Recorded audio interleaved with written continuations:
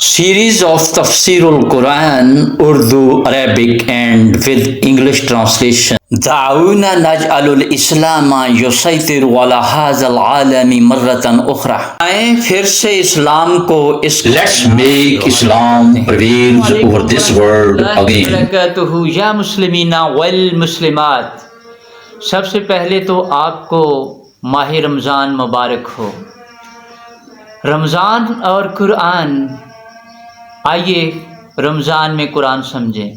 الحمدللہ آج ہم قرآن کی سب سے عظیم الشان اور سب سے جامع، سب سے بابرکت حصے سورہ فاتحہ کو سمجھنے کی کوشش کرنے جا رہے ہیں، جسے ام القرآن کہا جاتا ہے، یعنی قرآن کی اصل یا بنیاد۔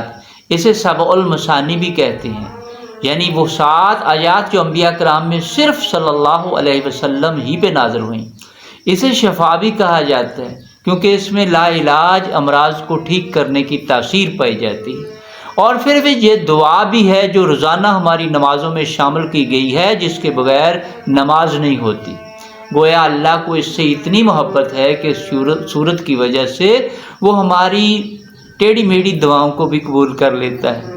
پھر یقیناً ہمیں جاننا تو چاہیے کہ آخر اس میں ایسا کیا ہے کہ جس میں ہماری تمام تر ضروریات کو پورا کرنے کا سامان رکھ دیا گیا ہے، تاکہ ہم مزید اس کی وساطت سے اللہ کے قریب ہو سکیں اور اس کے ذریعے وہ تمام فوائد سمیٹ سکیں جو اللہ نے اس میں سما رکھے ہیں۔ آئیے ذرا اس کا جائزہ لیتے ہیں۔ قرآن و حدیث میں سورہ فاتحہ کی فضیلت بے شمار ہے۔ حدیث میں ہے، قسم ہے اس ذات کی جس کے قبضے میں میری جان ہے، سورہ فاتحہ جیسی نہ تورات میں نازل ہوئی، نہ انجیل میں، نہ زبور میں۔ سورہ فاتحہ کی برکات بھی اتنی زیادہ ہیں کہ جس کو گنا نہ جا سکے۔ سب سے پہلے تو یہ ہے کہ یہ بہترین کلام ہے۔ حدیث میں آیا ہے کہ اللہ تعالیٰ فرماتے ہیں کہ میں نے نماز یعنی سورہ فاتحہ کو اپنے اور اپنے بندے کے درمیان تقسیم کر دیا ہے۔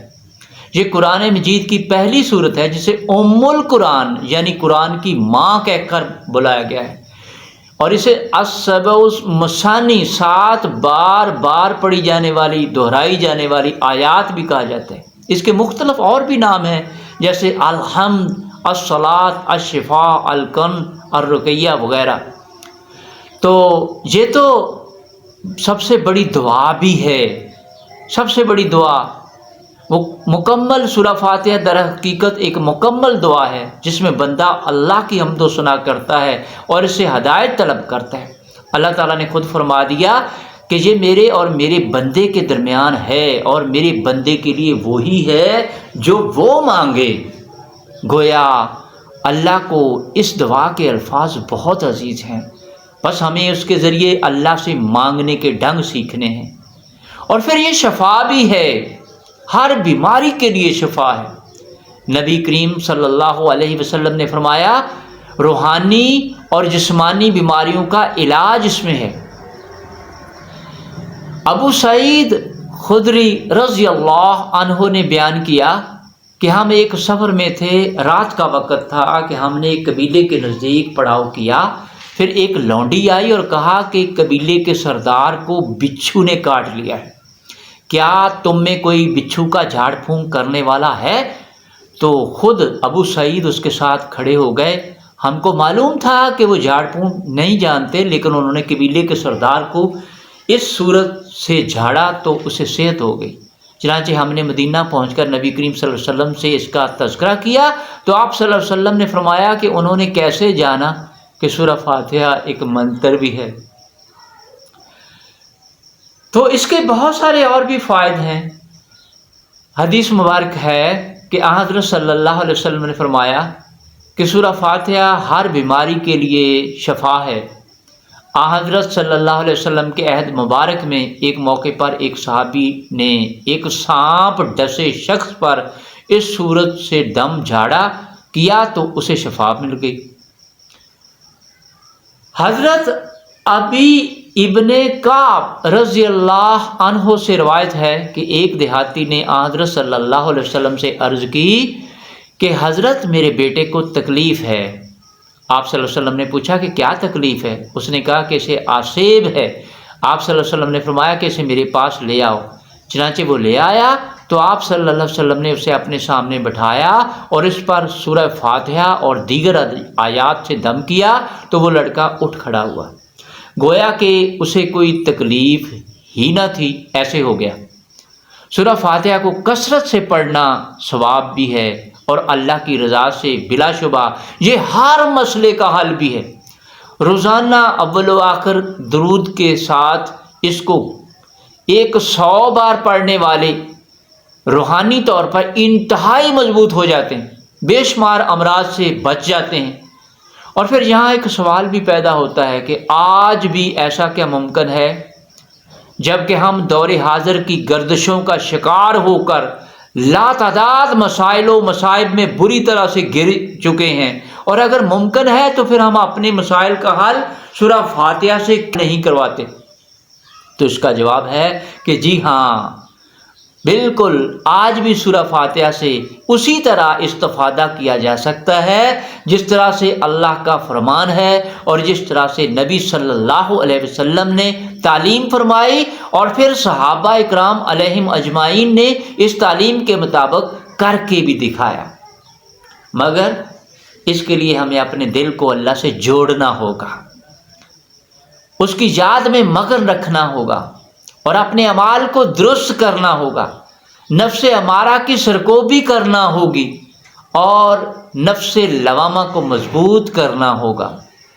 تطہیر نفس کرنا لازمی ہے اس کے لیے، تب ہم نہ صرف سورہ فاتحہ سے بلکہ قرآن کی کسی بھی چھوٹی سی چھوٹی آیت، جہاں تک کہ بسم اللہ الرحمن الرحیم سے بھی وہ حیران کن فوائد حاصل کر سکیں گے کہ جو گمان سے بھی باہر ہوں گے۔ اور یہ بات ہمیشہ یاد رہے کہ الفاظ جب تک حقیقی دل کی گہرائیوں سے ادا نہ کیے جائیں تب تک ان کا قبولیت کے درجے تک پہنچنا بہت مشکل، بلکہ ایسے ہی ہے جیسے آپ کسی جج کے سامنے پیش ہوتے ہیں تو مکمل تیاری اور بھرپور انہماک کے ساتھ پیش ہو رہے ہوتے ہیں، اور اگر آپ وہاں صرف ایک روبوٹ کی طرح الفاظ ادا کریں تو ممکن ہی نہیں کہ آپ کا کیس مضبوط ہو سکے، اور آپ جج کو محض الفاظ ادا کر کے تو متاثر نہیں کر سکتے، اس کے لیے تو بھرپور تیاری کرنا پڑتی ہے۔ تو پھر اللہ جو کہ سب سے بڑا جج ہے، اس کے حضور آپ محض الفاظ کی ادائیگی ہی کو کافی سمجھیں تو پھر نتائج کیسے آپ کی توقعات کے مطابق ہوں گے؟ یقین محکم کیجئے، عمل مضبوط کیجئے، اپنے نفوس کو پاکیزہ بنائیے۔ یقین محکم عمل پہ ہے محبت فاتح عالم، جہاد زندگانی میں ہیں یہ مردوں کی شمشیریں۔ ہماری دعاؤں کے قبول نہ ہونے کا ایک بڑا سبب یہ بھی ہے کہ ہمیں مانگنا ہی نہیں آتا، وہ انداز ہمیں سیکھنا ہوں گے کہ جن سے اللہ راضی ہو جائے۔ ہر صورت میں کمی ہمارے اندر ہے، اور اگر ہم اپنے آپ کو خالص کر لیں تو کوئی ایسی وجہ ہے ہی نہیں کہ ہماری دعائیں قبول نہ ہوں۔ اسی تربیت سازی کے لیے تو یہ چینل شروع کیا گیا ہے تاکہ اللہ کے ساتھ آپ کا ایک مضبوط رشتہ بن جائے۔ لہذا نہ صرف آپ بلکہ اپنے دوست و احباب کو بھی اس کی تعلیم دیجیے اور اس ویڈیو کو شیئر کریں تاکہ اللہ کے دین کی خوشبو گھر گھر پہنچے۔ یہ صورت ایسی صورت ہے کہ جس سے قلب و ذہن کو وہ روشنی ملتی ہے جس سے اللہ کی پہچان یقینی ہو سکے۔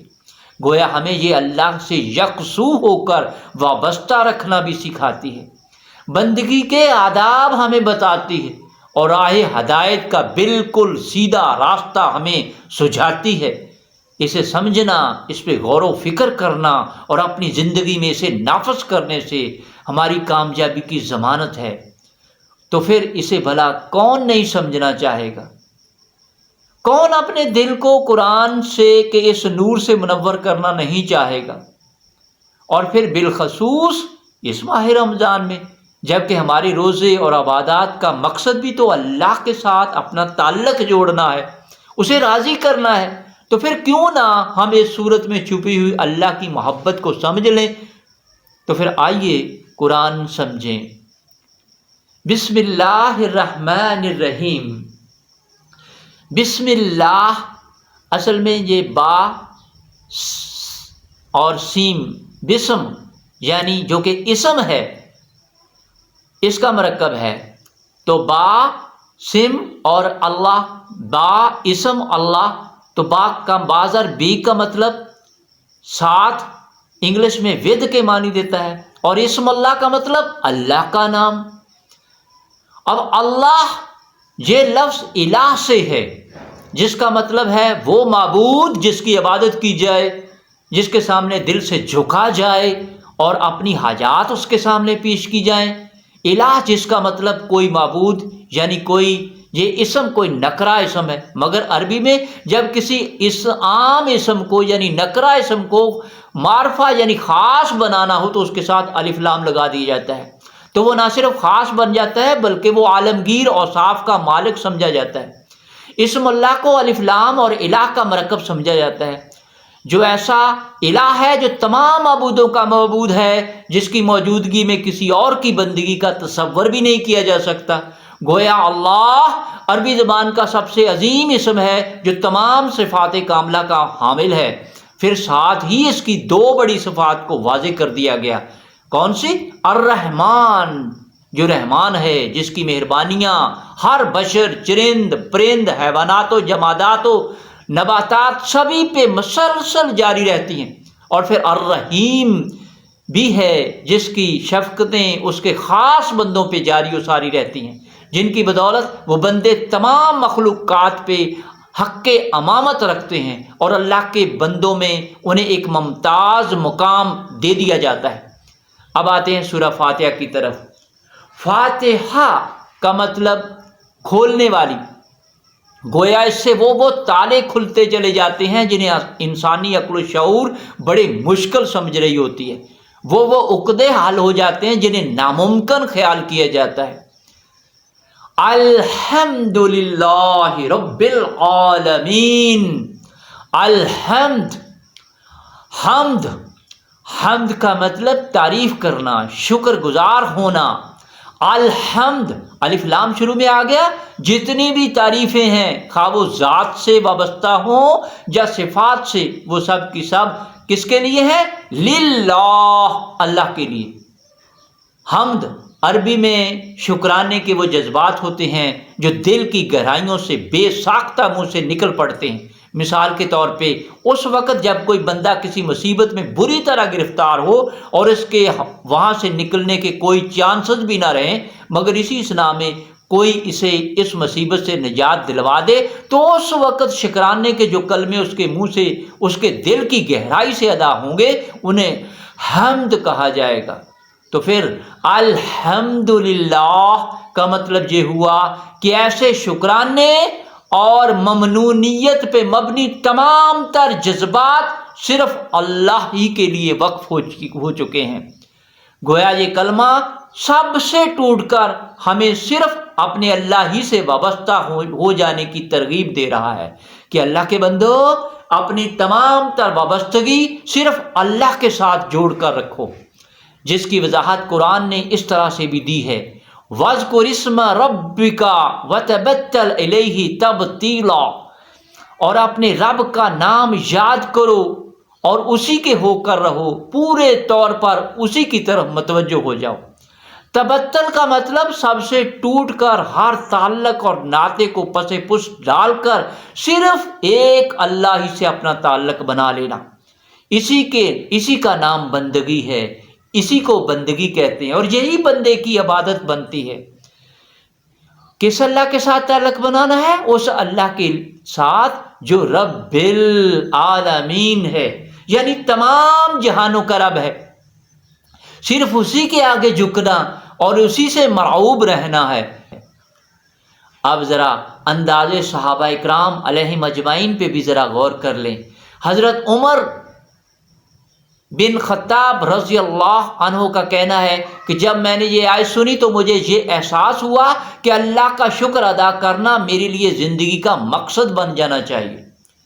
حضرت عبداللہ بن مسعود رضی اللہ عنہ فرماتے ہیں کہ جو شخص اپنی روزمرہ کی زندگی میں اللہ کی حمد اور تعریف کرتا ہے وہ کبھی غمگین نہیں ہوتا، کیونکہ اللہ کے ذکر میں سکون ہے، اطمینان ہے۔ اور وہ کس شان والا ہے؟ وہ الرحمن الرحیم، الرحمن ایسا کہ اپنے دشمنوں پہ بھی رحم کھاتے ہوئے ان پہ مسلسل نوازشوں کا سلسلہ جاری رکھے ہوئے ہے۔ وَرَحْمَتِي وَاسِعَتْ كُلَّ شَيْءٍ، میری رحمت ہر چیز کو گھیرے ہوئے ہے۔ اور الرحیم ایسا کہ اپنے خاص بندوں کو ہمیشہ اپنی نظر میں رکھتے ہوئے انہیں کسی بھی مشکل میں تنہائی کا احساس نہیں ہونے دیتا۔ اس کے خاص بندوں کو ہمیشہ اسی بات سے سہارا ملتا ہے کہ وہ ہے نا میرے ساتھ، جب بھی کوئی معاملہ بگڑ جائے تو وہ ہے نا میرے ساتھ، یہ اس کو تسلی ہوتی ہے۔ جہاں تک کہ جب دنیا میں کوئی بھی اس کا ساتھ نہ رہے، اس کا ساری دنیا ساتھ چھوڑ جائے، تو اس کے دل میں تسلی اللہ ڈالتا ہے کہ وہ ہے نا میرے ساتھ۔ تو پھر اللہ اس کو وہاں سے بھی نکال دیتا ہے جہاں سے نکلنے کی کوئی امید ہوتی نہیں۔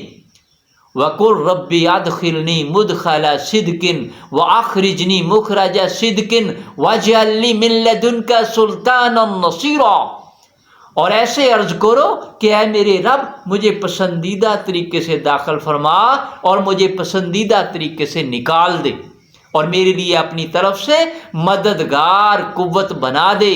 سلطانا نصیرا، اب ایسی مدد جو سلطانی عطا کر دے، پستیوں سے اٹھا کے بلندیوں پہ لے جائے۔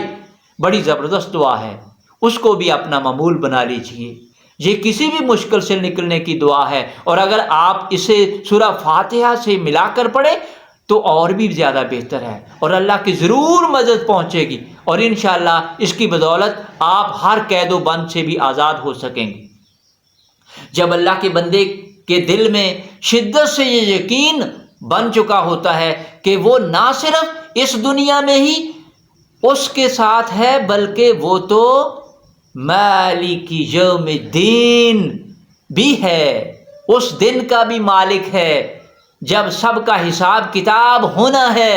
لہٰذا وہ نہ صرف مجھے اس دنیا میں ہی نواز رہا ہے، بلکہ وہ اس فیصلے کے دن بھی مجھ پر اپنی نوازشیں ضرور کرے گا، کیونکہ میرا رب تو مالک یوم الدین ہے، وہ دن جب نہ کوئی سفارش چلے گی نہ کوئی مدد۔ یوم لا تملک نفس لنفس شیئا والامر یومئذ للہ، جس دن کوئی شخص کسی کے کام نہ آئے گا اور حکم صرف اللہ کا چلے گا۔ اور پھر جس کا یہ یقین پختہ ہو جائے وہ پھر بھلا کس کی عبادت کرے گا، کس سے مدد مانگے گا؟ سوائے اللہ کے وہ کسی سے نہیں مانگے گا۔ یہی وجہ ہے کہ وہ پھر بے اختیار پکار اٹھتا ہے، ایاک نعبد و ایاک نستعین، اللہ ہم تو بندگی کرتے ہیں تو وہ بھی صرف تیری، اور اگر استعانت مدد مانگتے ہیں تو وہ بھی صرف تجھ سے، گویا تیرے علاوہ تو ایسا کوئی ہے ہی نہیں جو تیری طرح نوازنے کا ڈھنگ جانتا ہو۔ اور پھر مدد کیسے مانگنا ہے، کیسے اس کا بندہ اس سے مدد مانگا کرتا ہے، اس کا بھی طریقہ سکھا دیا گیا۔ وہ دو طرح سے ہے، صبر اور نماز سے۔ وَاسْتَعِینُوا بِالصَّبْرِ وَالصَّلَاةِ وَإِنَّهَا لَكَبِیرَةٌ إِلَّا عَلَى الْخَاشِعِینَ، صبر اور نماز کے ذریعے مدد مانگو، اور یقیناً یہ بھاری ہے مگر عاجزی کرنے والوں کے لیے نہیں ہے۔ الخاشعین، دل کی گہرائیوں سے اللہ کی یاد میں مگن رہنے والے، وہ لوگ جو اندر سے اللہ کی یاد میں مگن رہتے ہیں۔ یہی وجہ ہے کہ جو اندر سے جھکے ہوئے ہوتے ہیں وہ بے اختیار پکار اٹھتے ہیں، ایاک نعبد و ایاک نستعین، اے میری اللہ ہم بندگی کریں تو صرف تیری، اور مدد بھی مانگے تو صرف تجھ سے۔ چھوڑ دیے میں نے غیروں کے سہارے، میری نیا اب تو ہی لگائے گا کنارے، تجھ پہ ہی بھروسہ ہے اللہ۔ کیوں؟ اس لیے کہ تجھ سے بہتر کوئی ایسا ہے ہی نہیں جو راستہ دکھا سکے اور پھر اس پہ استقامت کے ساتھ چلا بھی سکے۔